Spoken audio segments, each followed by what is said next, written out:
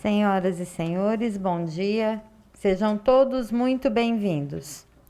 O Conselho Federal da Ordem dos Advogados do Brasil, em parceria com a Escola Superior de Advocacia ESA Nacional, promove o evento Atualidades da Advocacia Civil, ciclo de palestras que reúne as aulas magnas de lançamento do Programa de Bolsas Assistenciais de Pós-Graduação em Advocacia Civil, oferecido pela ESA Nacional, em parceria com a Fundação do Ministério Público do Rio Grande do Sul.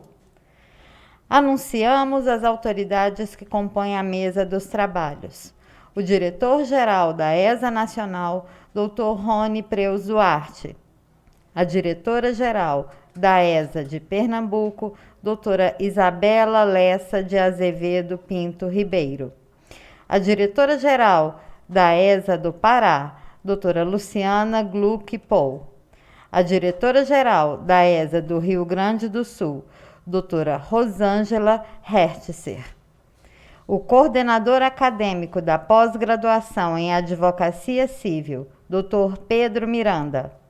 O diretor de Inovação e Tecnologia da ESA Nacional, Dr. Rafael Pontes de Miranda Alves.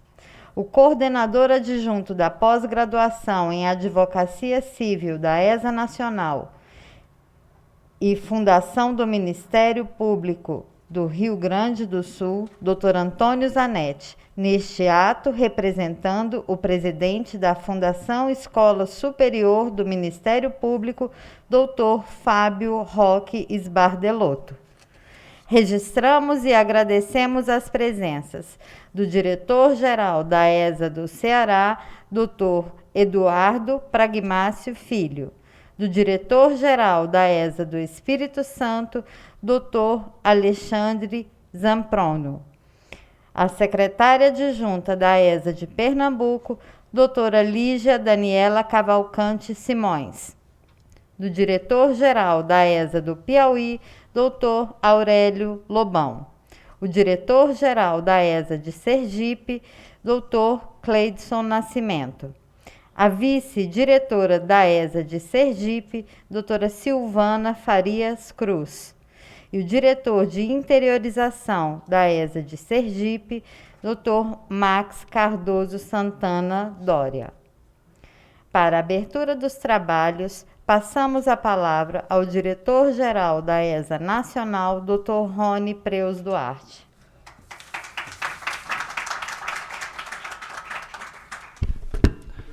Obrigado, Francisca. Bom dia a todas e a todos. Cumprimento especialmente todas as advogadas e advogados que nos assistem de casa.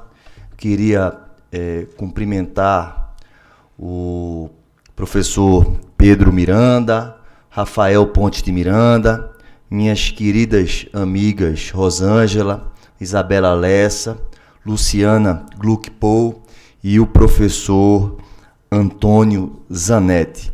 Muito bem, minhas senhoras, meus senhores, eu também gostaria de agradecer as presenças dos nossos diretores de ESAs, Eduardo Pragmácio Filho, meu querido Alexandre Zampronho, Lígia Daniela Simões, Aurélio Lobão, Cleidson Nascimento, Silvana Farias Cruz e Max Cardoso Dória. Bom, chegamos aí ao final de um ciclo, ao término de mais um triênio, numa quadra extremamente desafiadora da história mundial, e a ESA Nacional se desincumbe da sua missão com louvor, conseguindo grandes feitos em apenas pouco mais, né, de dois anos. Nós pudemos criar uma plataforma de ensino à distância em meio a uma pandemia, com números expressivos de visualizações, numa prova do cumprimento da nossa missão institucional de levar o conhecimento a todos os quadrantes do nosso país. Nós tivemos 176 mil advogados em todo o Brasil assistindo aos nossos cursos disponibilizados gratuitamente na nossa plataforma, que também, obviamente, oferece cursos de pós-graduação e cursos livres pagos. Nós concedemos quase 13 mil bolsas. Nós tivemos aí um canal de comunicação que foi criado no transcurso dessa gestão e que já conta com mais de 120 mil seguidores ou inscritos. Nós tivemos praticamente 200 mil advogados inscritos em nossos eventos e, graças, né, à autonomia administrativo-financeira que foi conseguida, em pouco mais de um ano, quando nós passamos a disponibilizar cursos pagos na plataforma, tivemos um faturamento de quase 13 milhões de reais, o que nos permitiu justamente implementar todos esses programas, né, gratuitos e uma iniciativa efetiva e recorrente de difusão do conhecimento. Ainda, né, no transcurso do triênio, no período mais agudo da pandemia, realizamos o maior congresso jurídico do mundo para discutir justamente os reflexos jurídicos e sociais da epidemia global. Tivemos a certificação, né, do Guinness Book of Records. Hoje a OAB é titular deste recorde, graças à ESA nacional, e hoje celebramos com a advocacia mais uma grande conquista, uma oportunidade de exercermos, Paulo Freire dizia, do papel transformador da educação, e todos nós, dirigentes de ESAs, temos, né, a firme convicção que não apenas para a sociedade, mas também para a advocacia, a única saída para que superemos as crises e que nos aprimoremos enquanto sociedade e enquanto classe está na educação, na formação, na qualificação dos profissionais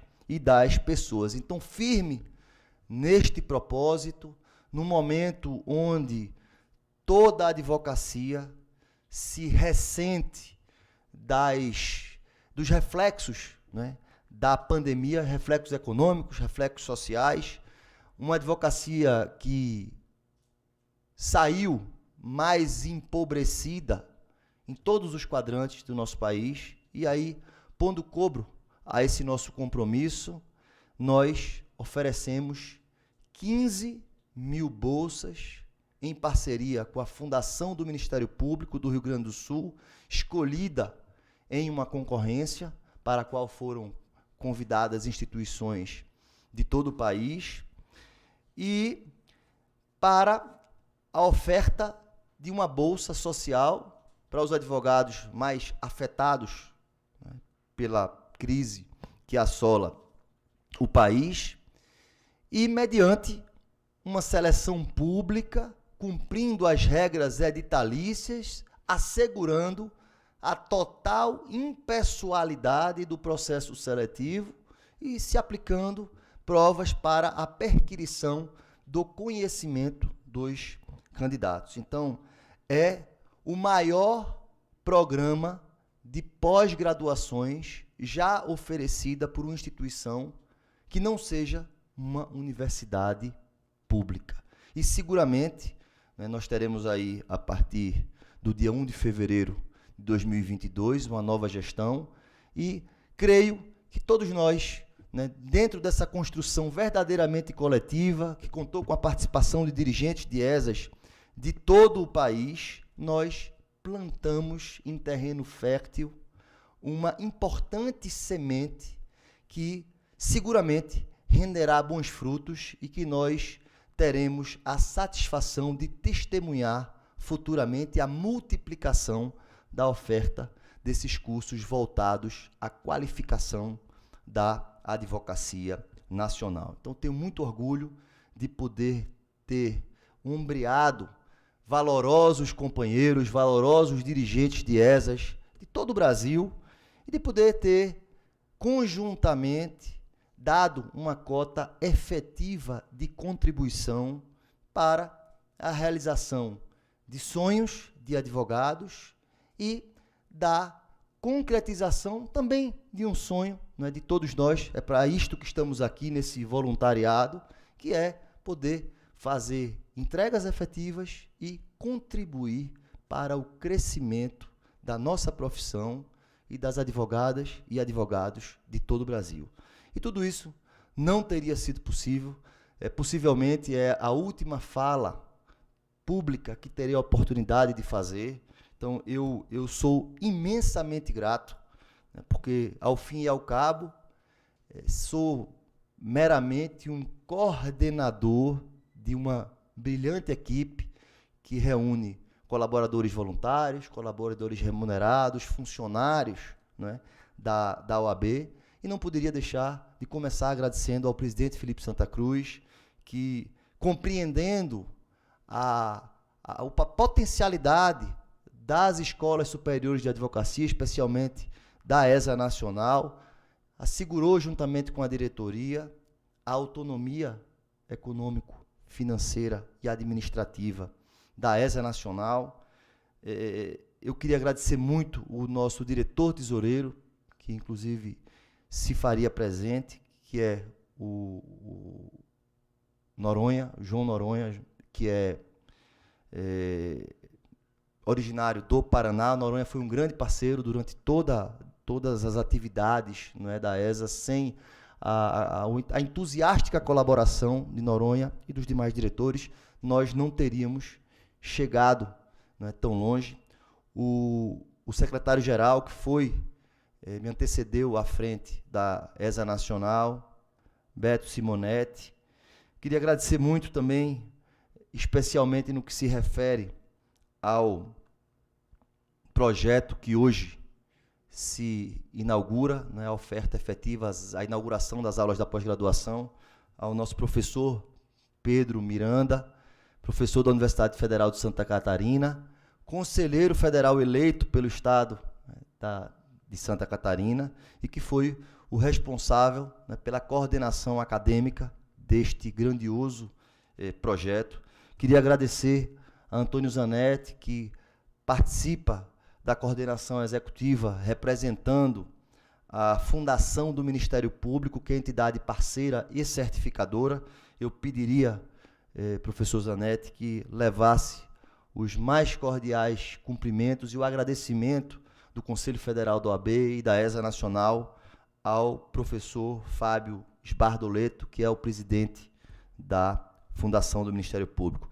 Queria agradecer de maneira muito entusiasmada ao Rafael Pontes de Miranda, que é o diretor de TI da ESA Nacional. Ele é a mente por trás de todo o desenvolvimento da plataforma, de toda a organização técnica da nossa conferência, né, nossa conferência sobre os efeitos da pandemia, o congresso que foi certificado pelo Guinness. Nós tivemos aí mais de 120 mil inscritos no evento, e o evento pôde transcorrer de maneira absolutamente segura, sem quaisquer intercorrências, né, num momento desafiador, sem tempo para os testes necessários, para a preparação. E aí queria também agradecer a Aline Costa Tim, do cerimonial, que foi impecável na organização, particularmente desse evento. Queria agradecer a Delmiro Campos, que é membro do Conselho Consultivo e que tem também prestado uma grande contribuição às atividades da ESA Nacional. E, finalmente, eu queria agradecer a todos os dirigentes de ESA. Sem o concurso efetivo de todos vocês, nada disso teria acontecido. Luciana, né, que está à frente aí de um projeto que será lançado ainda no transcurso da gestão, um curso de iniciação à advocacia, que será distribuído gratuitamente a todos os advogados e advogadas que entrarem, né, na profissão, assim que prestarem o juramento, com um conteúdo programático completamente singular, envolvendo disciplinas e conhecimentos que não são adquiridos, que não são compartilhados por ocasião da nossa formação universitária. E já caminhando para um encerramento, eu queria agradecer aos nossos colaboradores, a Vanessa, a Edu, a Camila, ao Kiko, né, a Francisca, a todos que nos assistem, ao Eugênio, né, que é o responsável pela eternização dos nossos momentos, né, o fotógrafo, e enfim, agradecer muito a Deus, né, sobretudo pela oportunidade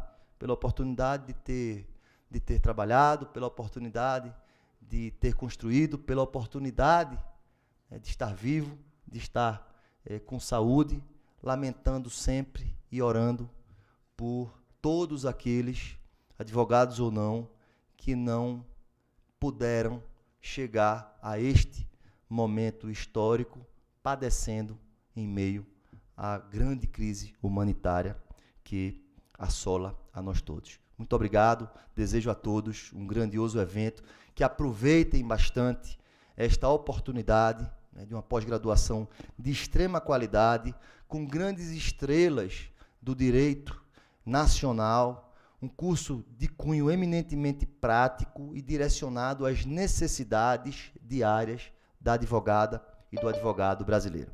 Muito obrigado, bom dia a todos.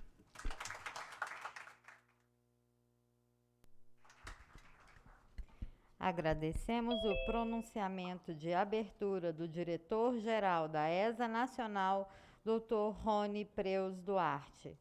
Registramos e agradecemos a presença da membro do Conselho Consultivo da ESA Nacional, doutora Cristina Silvia Alves Lourenço. Passamos a palavra ao coordenador acadêmico da pós-graduação em Advocacia Civil, doutor Pedro Miranda.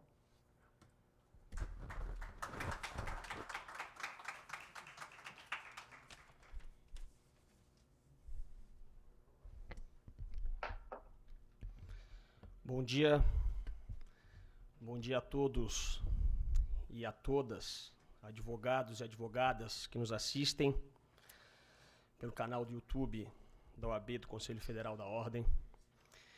Eu inicio a minha fala cumprimentando os membros da mesa, professor Antônio Zanetti, professora Luciana Pou, meu querido amigo e diretor da escola, Rony Preus Duarte, professora Isabela Lessa, professora Rosângela Rezer, agora também conselheira federal, vai assumir juntamente comigo aqui, enfim.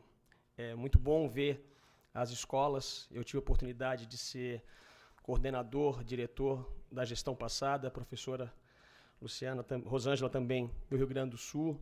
Vejo que o professor e hoje também colega aqui, o Rafael Lara, hoje presidente eleito em Goiás, professor Rafael Pontes de Miranda. Uma saudação a todos.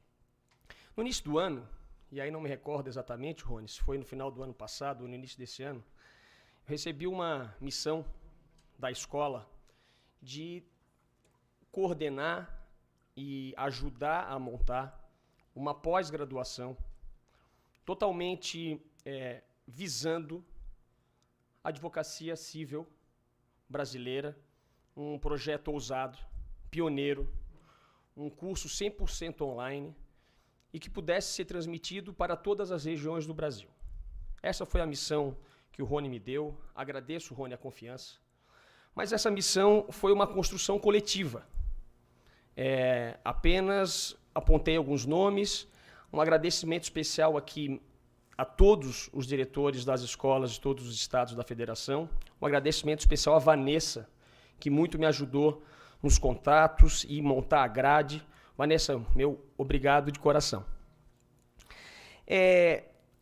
Entendo que conseguimos montar um curso de excelência, um corpo docente de excelência, que contempla os grandes nomes, me parece, do direito civil e do direito processual civil brasileiro. Como o Rony falou, atendendo e olhando para as necessidades do advogado iniciante. Eu venho de um estado pequeno, Santa Catarina, e sou de uma geração em que começamos a advogar e todos, me parece, pelo menos no primeiro momento da sua vida profissional, fomos em algum momento generalistas. E é um pouco isso que a advocacia precisa nesse momento, a advocacia iniciante, um curso visando, tendo esse olhar. O curso, me parece, que traz o compromisso da ESA com o aprimoramento profissional, qualificação profissional dos advogados. E esse curso, então, com 360 horas, esse curso dividido em 40 disciplinas. Nós temos no corpo docente um pouco mais de 80 professores de todas as regiões do Brasil. É bom se dizer isso, que é um curso nacional no que diz respeito ao seu corpo docente e ao seu corpo discente. Já temos 12.700 inscritos. A Vanessa me dizia que as matrículas que terminariam hoje podem ser feitas até o dia 3 de fevereiro, então serão abertas novamente no dia 24 de janeiro e até o dia 3 de fevereiro. E aí sim, no dia 7 de fevereiro, nós teremos o início das aulas. Para finalizar aqui, e se algum aluno, algum colega advogado não viu como está montada essa grade, nós dividimos o curso em 5 módulos. 5 módulos. Primeiro módulo, advocacia no primeiro grau, em que serão tratados temas como, obviamente, inicial, defesa, tutela provisória, o direito probatório, importantíssimo, o direito probatório. Depois, advocacia nos tribunais, onde falaremos naturalmente de apelação, de agravo de instrumento, da ordem dos processos nos tribunais, sustentação oral, distribuição dos recursos, recurso de agravo interno, tão importante hoje, diante do número expressivo de decisões monocráticas que a gente assiste nos tribunais também locais. O módulo 3, que vai tratar dos meios executivos, onde o direito vira direito. O módulo 4, o direito civil na prática. Então, temos um módulo especialmente de direito material. E, por fim, os tópicos especiais. E aí, aqui, eu acho que fecha o curso com alguns dos temas importantíssimos que dizem respeito ao atual estágio da advocacia brasileira. Vamos tratar de mediação e conciliação, direito consumerista, ações locatícias, juizados especiais, que tem total ligação com essa ideia da pós, processo e tecnologia, hoje um tema não da moda, mas uma necessidade e realidade da advocacia brasileira, e, por fim, redação jurídica. É impressionante como a advocacia hoje tem um déficit em relação à redação jurídica. Isso é uma realidade nacional e, por isso, a pós fecha com essa disciplina. Me parece que foi um acerto da programação. Rony, meu agradecimento especial, mais uma vez, pela missão que me foi dada, pela confiança depositada no nosso trabalho. Espero que todos façam, um excelente curso, tenham um excelente curso e que possam aproveitar esse produto, vamos dizer assim, que o Conselho Federal da Ordem, por meio da Escola Nacional, oferece a toda a advocacia brasileira. Meu especial agradecimento a todos, um beijo no coração, eu amo vocês. Obrigado.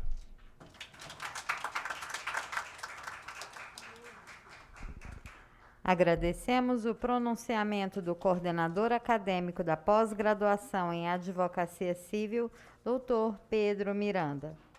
Passamos a palavra para o coordenador adjunto da pós-graduação em Advocacia Civil da ESA Nacional e Fundação do Ministério Público do Rio Grande do Sul, Dr. Antônio Zanetti, neste ato representando o presidente da Fundação Escola Escola Superior do Ministério Público, Dr. Fábio Roques Bardelotto.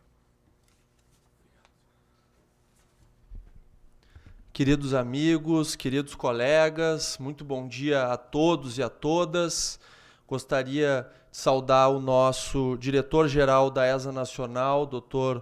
Rony Duarte, saudar de maneira muito especial a nossa diretora-geral da ESA de Pernambuco, doutora Isabela Lessa, a diretora-geral da ESA do Pará, doutora Luciana Paul, saudar de maneira muito especial a minha diretora-geral da ESA do Rio Grande do Sul, doutora Rosângela Herzer, saudar o nosso brilhante coordenador acadêmico da pós-graduação em Advocacia Civil, doutor Pedro Miranda, saudar o nosso diretor de Inovação e Tecnologia da ESA Nacional, doutor Rafael Miranda Alves, e gostaria de deixar aqui um grande abraço a todos e a todas e fazer essa saudação especial em nome do nosso presidente, Fábio Roque Sbardelotto. Eu gostaria de falar muito brevemente que a FMP, parceira do Conselho Federal do Brasil, traz aqui como uma mão apoiadora, uma mão certificadora para um projeto tão lindo, um projeto tão belo, que é em prol da advocacia brasileira, que de fato defende as nossas liberdades, os nossos direitos, sobretudo a sociedade brasileira. A FMP, queridos amigos, queridos colegas, ela tem alguns grandes requisitos que lhe autorizam estar de mãos dadas, presidente Rony, com a OAB neste grande projeto. Eu acredito que não foi em vão esta escolha como o melhor curso de direito entre as faculdades do Rio Grande do Sul, segundo o ENAD. A FMP ganhou o selo OAB Recomenda durante 2 anos consecutivos já, com nota máxima na avaliação do MEC. É uma instituição socialmente responsável, está entre as 7 melhores instituições do Brasil, dos melhores cursos de direito, e também tem o maior índice de aprovação no exame da OAB entre todas as privadas do Rio Grande do Sul.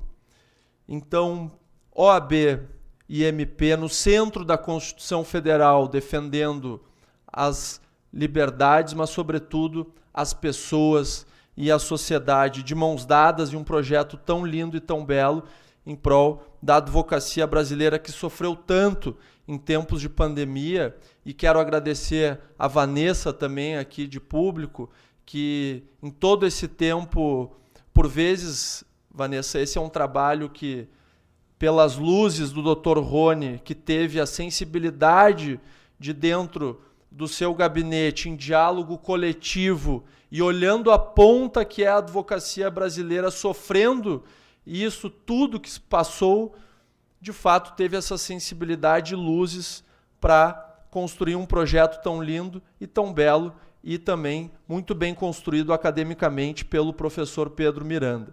Então, certamente, esse trabalho no silêncio de cada um, dentro da sua sala ou do seu computador, dentro da pandemia, fez este grande e brilhante projeto que está aqui dando start inicial hoje com o belo professor Vambier, que em breve trará suas luzes para toda a advocacia brasileira. A FMP tem a missão de educar para melhorar o mundo e o direito para a vida. Com isso, então, eu vos digo que eu lembro de Luiz Fernando Veríssimo, quando dizia que quando os ventos da mudança sopram, alguns constroem barreiras e outros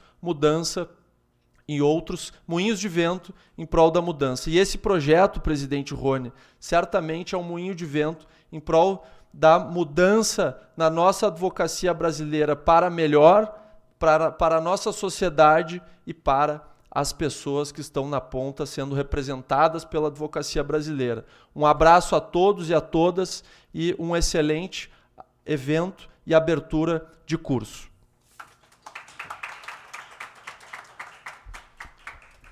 Agradecemos o pronunciamento do coordenador adjunto da pós-graduação em Advocacia Civil da ESA Nacional e Fundação do Ministério Público do Rio Grande do Sul, Dr. Antônio Zanetti. Para proferir a palestra magna, convidamos o advogado, autor de obras jurídicas, doutor em processo civil pela Pontífice Universidade Católica de São Paulo, Dr. Luiz Rodrigues Vambier, que participa virtualmente.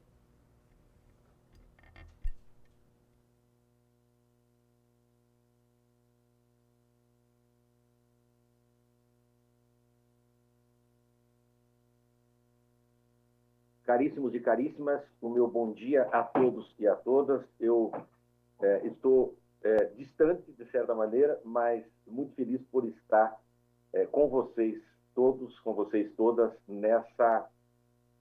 na abertura desse que talvez seja, na minha opinião, um dos cursos mais relevantes já feitos pela Ordem dos Advogados do Brasil e pela ESA Nacional. Porque ele vai ao encontro, e o professor Pedro explicou muito bem há pouco, a grade do curso, ele vai ao encontro da necessidade de todos nós advogados. Nós temos que conhecer desde a redação jurídica, desde o português jurídico, até o funcionamento do sistema judicial em primeiro e segundo graus e também nos tribunais superiores, além de termos que conhecer os juizados especiais, etc, etc. Então, estou muito feliz de estar aqui. Eu cumprimento a todos e a todas que estão presentes nessa mesa de trabalhos, nas pessoas do Dr. Rony Prois Duarte, que gentilmente me convidou. Eu tributo esse convite à amizade que nos une há muito tempo, ao coordenador científico, o professor Pedro Miranda, meu amigo querido, com quem mantenho diálogos muito profícuos ao longo da vida, e faço um cumprimento especial à Vanessa Pantioni, que é, de fato, uma guerreira e que possibilitou esses contatos todos, enfim. Cumprimento, então, a todos, a todas, dou o meu abraço aos advogados e advogadas que estão conosco neste dia, nesta manhã. Quando conversamos sobre o tema, eu confesso que fui um pouco genérico e audacioso. Falei nos desafios da advocacia civil no mundo contemporâneo. Então, a primeira pergunta é, mas que mundo? Afinal de contas, que mundo é esse? Ora, é o nosso mundo, o mundo da advocacia brasileira, que tem as suas prerrogativas desrespeitadas frequentemente, que tem os honorários aviltados também frequentemente, que tem carências de todas as naturezas, mas que tem ânimo, que tem disposição, que tem vontade de vencer e garra para discernir a respeito de cada um desses desafios. Optei por um tema genérico, um tema introdutório, para não correr o risco de falar bobagem, de entrar nos temas das aulas que serão por professores altamente capacitados, dadas ao longo do curso. Temas dogmáticos vocês terão com professores brilhantes, com advogados brilhantes, escolhidos com muito cuidado pela ESA Nacional e pela coordenação do curso. Mas eu não posso fugir de uma passada, ainda que rápida, por alguns temas que são de nós todos conhecidos. Nós somos a porta de acesso à garantia constitucional do acesso à justiça. E me perdoem pela repetição da palavra acesso, mas é isso mesmo. A sociedade busca a solução dos seus conflitos, e eu falo também do micro-universo social, as partes, João e Maria, Pedro e Antônio, a pequena empresa, a grande empresa, o grande banco, tanto faz, a indústria, busca a solução dos seus conflitos por intermédio da advocacia. É assim que se dá, historicamente. Salvo naquelas hipóteses de macro-lides, em que há outros atores, como, por exemplo, o Ministério Público, como, por exemplo, a Defensoria Pública, é por meio da sua advogada, é por meio do seu advogado, que João e Maria, que as partes, irão a juízo.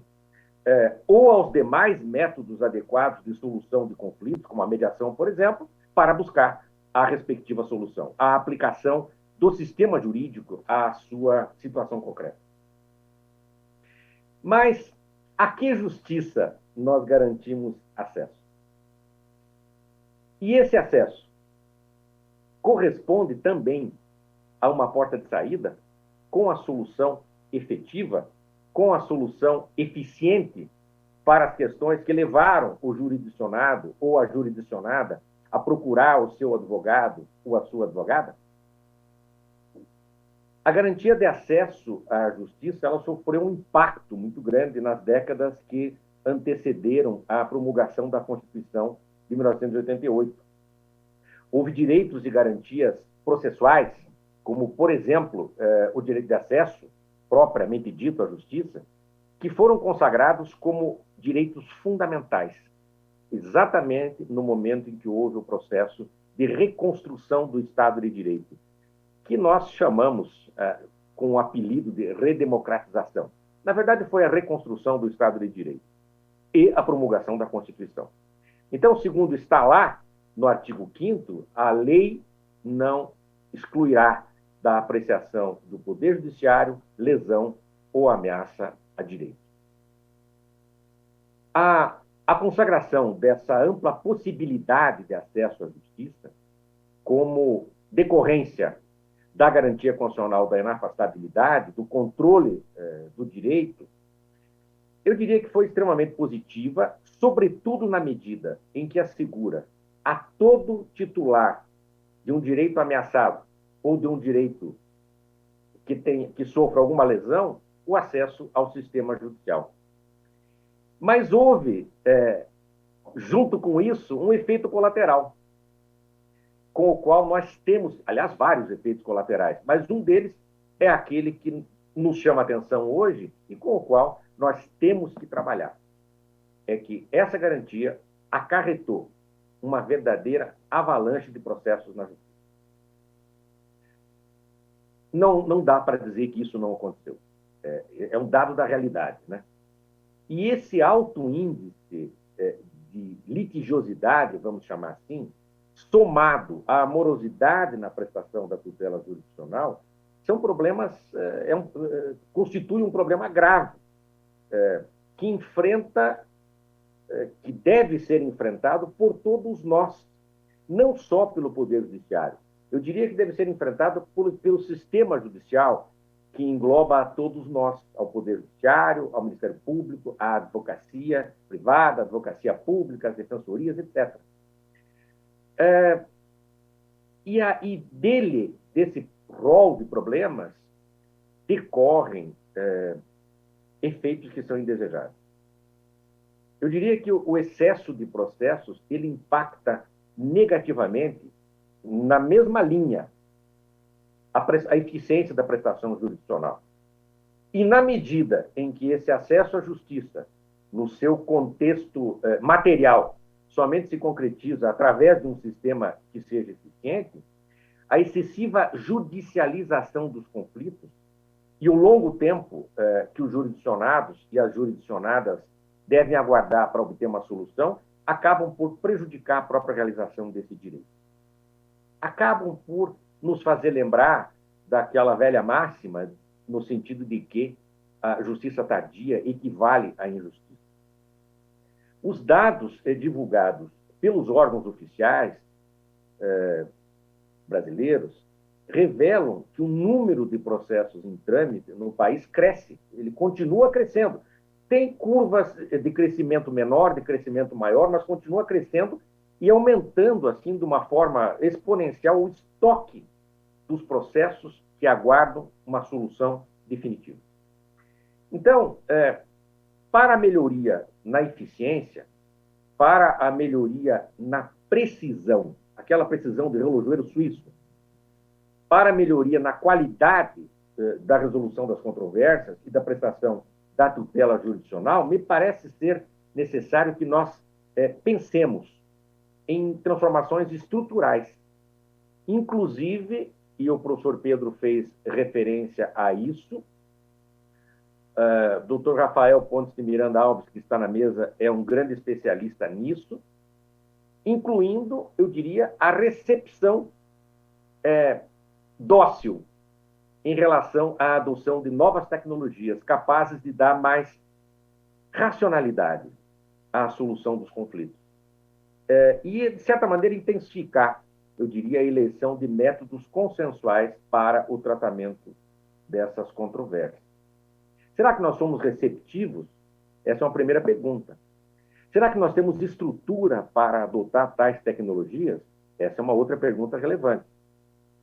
Eu tenho hoje, caríssimos e caríssimas, quase 45 anos de inscrição na Ordem dos Advogados do Brasil e de advocacia ininterrupta. Já passei por muitas alterações legislativas e alterações de ferramentas de trabalho.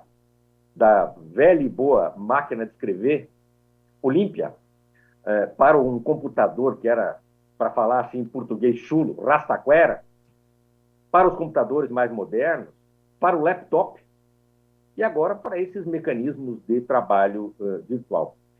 Então, eu diria que nós já progredimos muito do ponto de vista da informatização e da gestão dos processos, né? Nós passamos a gerir melhor os processos. Inclusive em matéria de ferramentas tecnológicas que são voltadas a auxiliar o tratamento desse excessivo volume de processos e de recursos em trâmite no país. Mas nós podemos também dizer, se já progredimos muito, podemos dizer, sem sombra de dúvida, que a pandemia, essa pandemia que não desgruda da gente, que continua nos atormentando com novas cepas do vírus, do coronavírus, etc., ela acelerou essa marcha, esse progresso do ponto de vista tecnológico, vamos chamar assim. Então, vejam que, além da virtualização dos processos judiciais e da própria promulgação, lá antes da pandemia, do Código de Processo Civil de 2015, que contém diversas disposições fomentando essa modernização do Poder Judiciário e da advocacia, além disso, houve nos últimos anos, sim, a implementação de muitos recursos tecnológicos, incluindo a tal, e aqui o Rafael vai rir se eu falar disso, a tal inteligência artificial. Então, parece-me que trata-se, de certa maneira, de redimensionar o conceito de prestação jurisdicional e o do próprio acesso à justiça. E esse movimento tem ganhado força. A OAB tem colaborado muito, o CNJ tem colaborado muito com o Conselho Nacional de Justiça, por exemplo, com o programa Justiça 4.0. O Conselho Nacional de Justiça conta com parcerias internacionais, com um corpo técnico composto por profissionais das mais diversas especialidades desse universo tecnológico todo. E temos iniciativas voltadas à informatização, à otimização, ao aperfeiçoamento da prestação à tutela jurisdicional e, portanto, como consequência lógica e imediata, a concretização desse amplo acesso à justiça. Nesse quesito, houve uma resolução do Conselho Nacional de Justiça, 335, do ano passado, que criou a tal plataforma digital do Poder Judiciário, que tem como meta fomentar a cooperação judiciária, conectando-se, eu diria, pela agregação dessa plataforma com outras funcionalidades em todos os tribunais. A resolução, depois a 345, com alterações que foram dadas mais tarde, pela 378, etc., instituiu o tal do juízo 100% digital. Diz essa resolução que os atos processuais serão exclusivamente praticados por meio eletrônico e remoto, mediante o uso da rede mundial de computadores. O que é interessante aqui é que, mesmo que a produção de provas ou a prática de outros atos processuais não possam ser realizadas em ambiente virtual, a prática delas presencialmente não afetará, me parece, a tramitação no âmbito do juízo 100% digital. O artigo 3º dessa resolução diz que a tramitação do processo mediante o juízo 100% digital não é obrigatória e nem poderia ser. A parte autora, por seu advogado, deve manifestar sua escolha ou não por essa via ao distribuir a ação, e a parte ré, igualmente poderá opor-se a essa opção até o momento da sua contestação. E isso é muito interessante, porque, de certa forma, corrobora aquilo que disse há pouco, de que nós estamos, de fato, num processo, mais um processo de profunda mudança, com a incorporação de muita tecnologia, de muitas ferramentas tecnológicas, né? De maneira geral, a gente pode dizer que o judiciário, com a virtualização, teve um aumento de produtividade e teve também uma certa redução significativa de gasto de dinheiro público, né? E isso foi incrementado ainda mais nesse período de pandemia, com as audiências e sessões de julgamento telepresenciais, que já vinham ocorrendo largamente no passado, em alguns tribunais, e que, em decorrência da pandemia, se acentuaram, e foi a solução encontrada pelo sistema judicial para continuar funcionando nesse período de intensa crise, de grave crise sanitária. Agora, há críticas, e elas são sempre bem-vindas, são saudáveis, porque elas nos convidam a refletir, provocam, eu diria, o nosso amadurecimento, o aprimoramento do nosso modo de pensar e de fazer essas coisas todas. Há, por exemplo, quem tem alertado para o fato de haver uma grande preocupação em relação às audiências de instrução e julgamento em formato virtual. Primeiro porque as evidentes diferenças econômicas se agravaram ainda mais nesse período de crise sanitária, de modo que nem todos possuem acesso aos recursos tecnológicos necessários para acompanhar essa nova formatação do processo.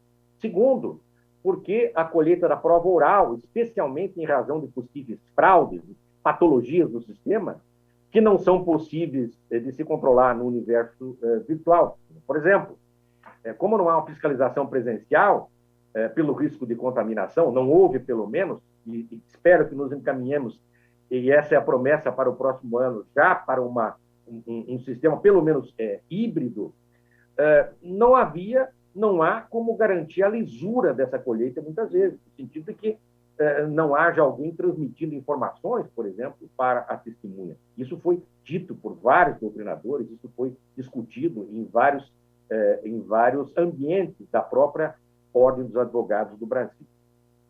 Então, eu acredito que ser um ponto a respeito do qual nós precisamos ainda amadurecer o nosso modo de pensar, visando a uma adequada superação dessas questões, né?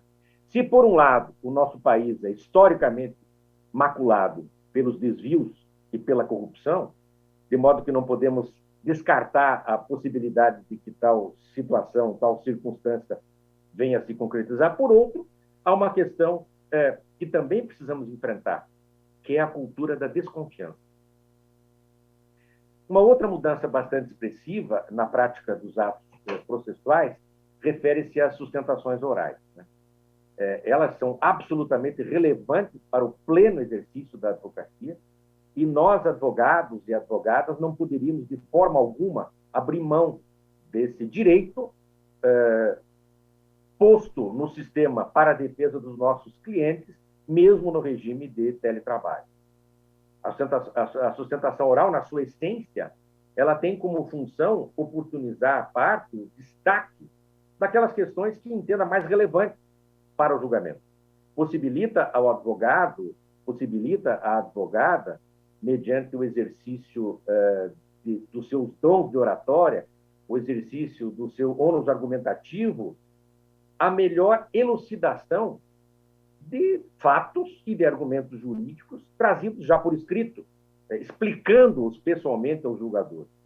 Então, trata-se de conferir maior dinamicidade ao julgamento, de modo que os advogados possam sintetizar os pontos mais relevantes das, às vezes, centenas de páginas ou centenas de movimentos virtuais que normalmente compõem os autos de um processo. Então, se há um excessivo número de processos tramitando no país, e isso não é culpa dos advogados, nem das advogadas, Isso é culpa do nosso sistema todo, enfim, dessa litigiosidade gerada muitas vezes pelo próprio ente público. Isso sobrecarrega o Poder Judiciário e faz com que a sustentação oral assuma uma relevância muito especial. E soma-se a isso o grande número de casos que estão incluídos em pauta em cada sessão dos tribunais, por exemplo, representando, então, a sustentação oral, essa oportunidade para que o advogado, para que a advogada, dirigindo-se, ainda que pelo modo telepresencial, como estamos aqui, diretamente aos julgadores, chamar-lhes atenção para as circunstâncias de fato, repito, para as circunstâncias de direito relevantes para o julgamento e que podem não ter sido percebidas, podem não ter sido detectadas pelo colegiado, por exemplo. Então, eu acredito que todos nós e os operadores de direito, do direito em geral, inclusive os magistrados, os membros do Ministério Público, os defensores públicos, os procuradores, etc., se questionam, e muito, se o sistema judicial será o mesmo depois dessa crise sanitária tão intensa. Se as práticas adotadas para a adaptação das nossas atividades a essa realidade se perpetuarão na fase que esperamos ocorra logo do pós-pandemia. De uma maneira geral, parece-me que a principal mudança será o uso massivo de recursos tecnológicos na rotina de todos nós que lidamos com o sistema judicial. Se antes da pandemia, repito, nós já verificávamos assim, um movimento de avanço em direção a uma maior utilização de tecnologia, não apenas no processo judicial, mas também na mediação, também na conciliação, e isso foi fomentado, é fomentado no Código de Processo Civil, e assim o foi por decisão do legislador, as audiências, atendimentos a advogados, sessões de julgamento eram realizados na época, em sua maioria, de uma forma presencial. E agora nós temos essa mudança de rumo, mudança de método, mudança, no fundo, até mesmo de cultura. Porque nós não tivemos opção. Nessa crise, nós não tivemos opção. Ou nós nos adaptávamos a esses recursos, ou nós não poderíamos trabalhar. Acredito que na fase pós-pandemia, para a qual, repito, espero que estejamos nos encaminhando, muitos atos que puderem ser realizados de modo virtual, o serão. Inclusive na rotina dos escritórios de advocacia, o serão. E há alguns dados curiosos, né? Como, por exemplo, uma certa democratização do acesso que aconteceu. Aqueles processos em que a parte não conseguiria custear, por exemplo, a ida do seu advogado, a viagem do seu advogado, da sua advogada até a sede do tribunal, na capital do Estado, ou dos tribunais superiores, na capital da República, agora, com o sistema telepresencial, ficou, de fato, mais democratizado. O advogado daquela pequena comarca, ele pode ter contato com o desembargador, ele pode ter contato com o ministro por meios virtuais. A vantagem econômica, então, me parece incontestável, né? Tanto para o Poder Judiciário quanto para nós, advogados, e para os nossos clientes, que passam a ter uma certa redução de custos. Com esse aporte tecnológico, vamos chamar. Vejo também, do modo geral, que há já uma certa mudança de cultura dos operadores do direito, né? O controle quanto à realização do trabalho, por exemplo, passa a ser feito mais em função da produtividade, e muito menos pelo tempo de permanência no escritório ou no gabinete, né? E algumas dessas alterações, eu repito, me parece que vieram mesmo para ficar. Agora, a grande questão é a seguinte.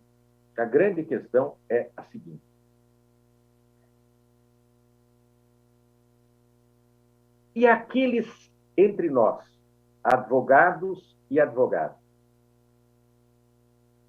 que sofremos ainda do problema que é crônico no Brasil, da exclusão digital.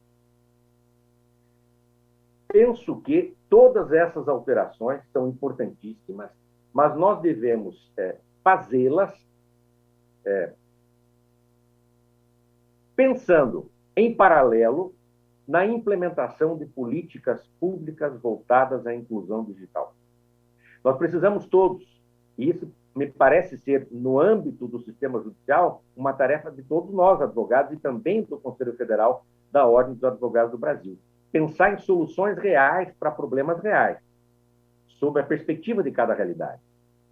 Nós não podemos ser desconectados do contexto socioeconômico do nosso país e, repito, dos advogados e advogadas que estão, muitas vezes, muito longe da inclusão digital.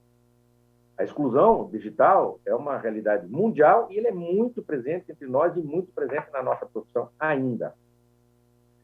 De modo que essa movimentação de transformação tecnológica do sistema judicial, visando a uma maior concretização do acesso à justiça, não pode, em contrapartida, significar acesso para alguns e barreira para outros. Para me encaminhar para o final, eu penso que um outro dado muito importante para os advogados e advogadas que hoje estão iniciando a sua atividade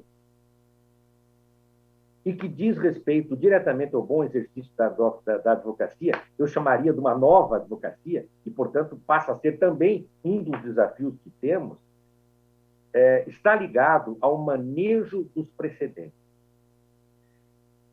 Vejam que há uma quantidade imensa de processos em trâmite, e o microsistema de repetitivos acaba repercutindo, em muitos casos, num julgamento antecipado. É imprescindível que o profissional acompanhe de perto a evolução da jurisprudência nos tribunais superiores e também nos tribunais de justiça, nos tribunais regionais federais, em que atua. E, notadamente, pesquise, trabalhe, reflita a respeito das teses formadas no IRDR, Incidente de Resolução de Demandas Repetitivas, e no IAC, no Incidente de Assunção de Competência. É necessário que o advogado, que a advogada conheçam a fundo a jurisprudência, as mudanças de entendimento, especialmente no âmbito dos tribunais que fixam essas decisões paradigmáticas e vinculantes, em sua grande maioria. Então, é preciso que o advogado esteja atento, que a advogada esteja atenta ao método adequado de aplicação dos precedentes, e que foram profundamente fortalecidos com a sistemática introduzida pelo Código de Processo Civil de 2015.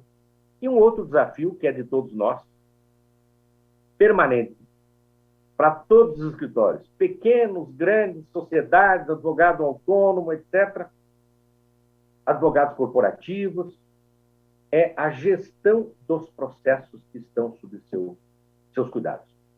Me parece que aqui nós temos que tomar medidas estratégicas para que se possa baratear o custo da movimentação de processos dentro dos escritórios, dos departamentos jurídicos, etc. E também, na mesma linha do que falei há pouco, extrair desse sistema de precedentes o melhor resultado possível para o nosso cliente.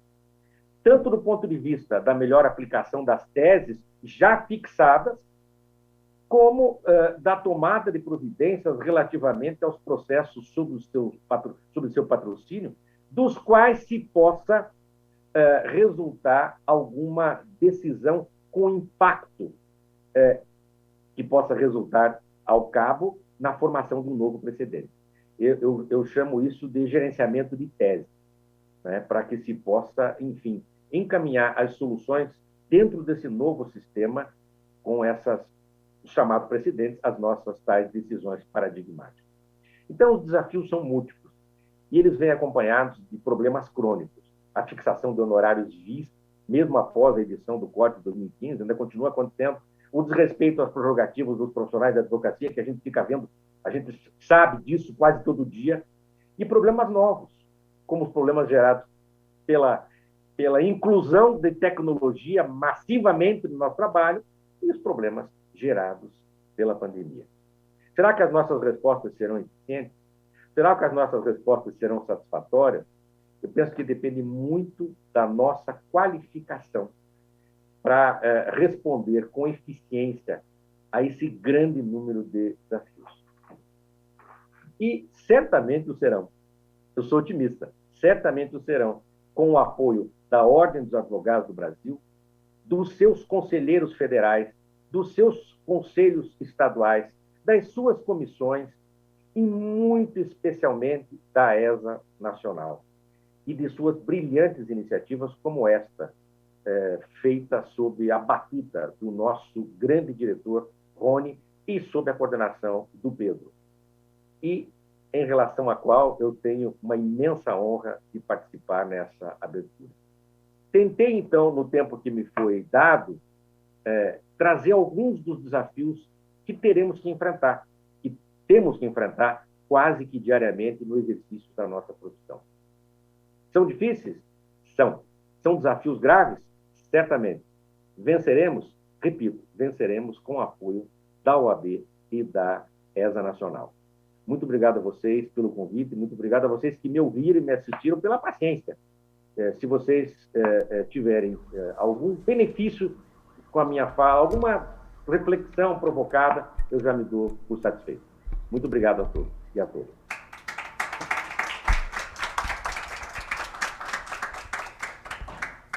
Passamos a palavra ao diretor-geral da ESA Nacional, Dr. Rony Preus Duarte. Eu queria agradecer ao professor Vamber pela magnífica intervenção. Eu não sei se o professor Vamber está nos ouvindo, porque está aparecendo ali agora no telão a imagem, né, da mesa.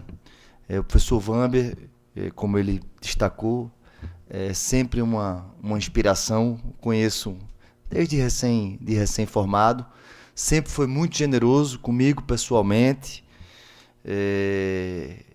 transferiu essa generosidade para as iniciativas da nossa escola. Professor Vamber sempre disponível, sempre presente. Eu queria, nesse último encontro, né, público, ter a oportunidade, na sua pessoa, professor Vamber, de agradecer todos aqueles que foram essenciais para o êxito das nossas iniciativas, e aí eu me refiro especificamente a todos os professores que voluntariamente se dispuseram a compartilhar um pouco do seu conhecimento com a Advocacia Nacional. O professor Vamber, ele vai entender o que eu vou falar, né?